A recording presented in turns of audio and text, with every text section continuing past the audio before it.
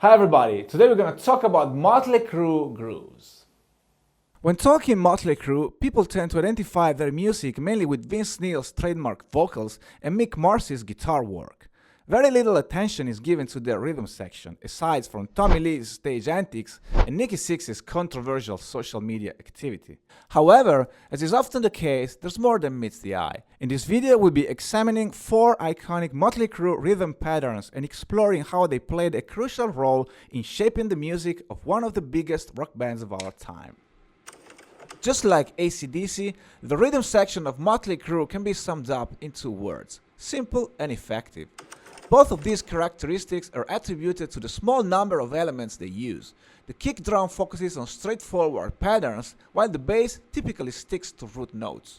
The first groove I want to talk about features the bass drum and the hi-hat on every quarter note, and the snare on every 2.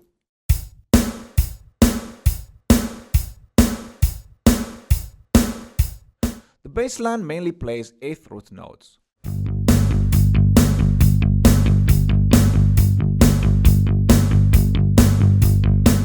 Normally ranging between 90 and 140 BPM, this combination between the 2 instruments is the building block of many Mötley Crüe iconic songs, such as Looks That Kill,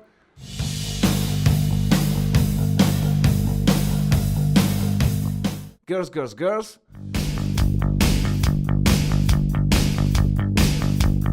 and Kickstart My Heart.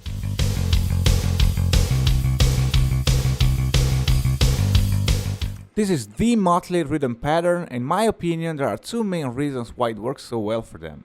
One is the massive sound of Tommy Lee's kick drum. Lee always emphasized having enormous bass drums, and it paid off, especially on Dr. Feelgood, where the kick provides most of the low frequencies, considering that the bass guitar is kept quite behind in the mix. The second reason is that there are no other elements playing 8th notes besides the bass guitar. The hi-hat aligns with the kick drum, and the rhythm guitar typically provides open chord riffs or patterns that deviate from simple 8th note root lines. Thus, the bass, being the simplest element in the groove, plays a crucial role in creating it. This is probably the most basic groove you can play on bass and drums, yet it has been used in so many Crüe songs that it became a trademark. If you tell a rock drummer, let's do it Mötley style, chances are they'll know immediately what to do. The second groove we're analyzing presents the same drum beat and quarter notes played staccato, meaning the notes are detached from each other.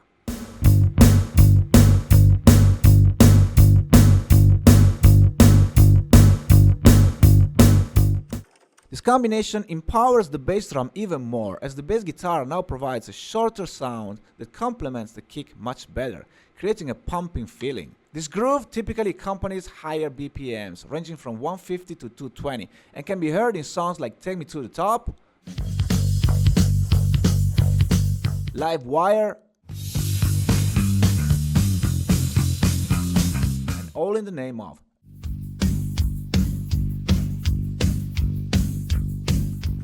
Once again, very simple stuff, but repeated over time, it became a trademark as much as Vince Neil's high-pitched voice.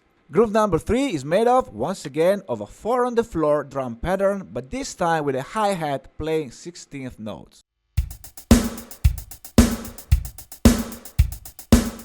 The bass guitar also plays 16th root notes.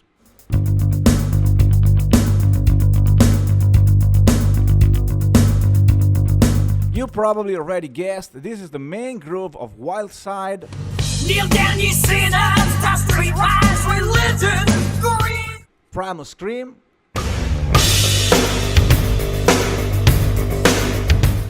Saints of Los Angeles,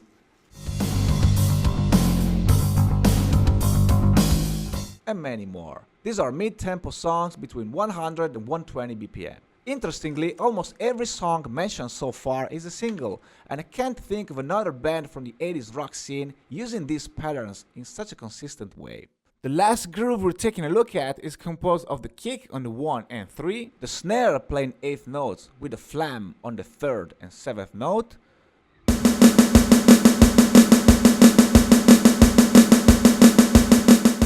and the bass playing 8th notes.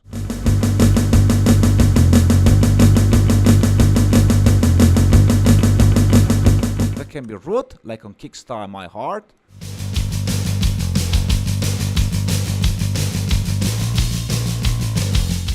a little ascending pattern like on Too Fast for Love.